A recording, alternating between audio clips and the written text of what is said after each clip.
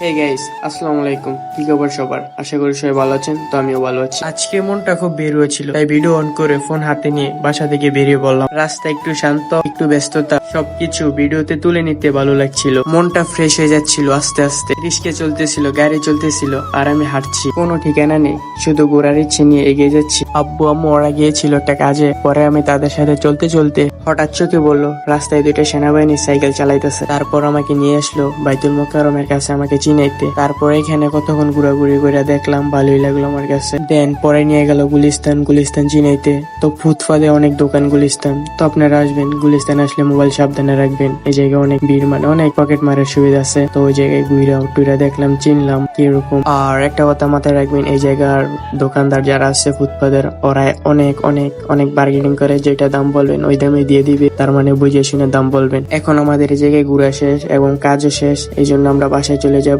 দেখতে থাকেন। আর ভিডিওটা কেমন লাগছে লাইক কমেন্ট শেয়ার এবং সাবস্ক্রাইব করবেন আর জানাবেন কমেন্টে। দেন আমি রাস্তার দিকে ভিডিও করতেছি, তারপর হঠাৎ আমার মনে হইলো যে হঠাৎ করে যদি আমার মোবাইলটাকে টান দিয়ে নিয়ে যায়। তারপর আমি ভিতরে চলে আসলাম। এখন বাসায় যাওয়ার টাইমে হঠাৎ করে নামলে বৃষ্টি। তো ওয়েদারটা অনেক সুন্দর, অনেক ভালো লাগলো।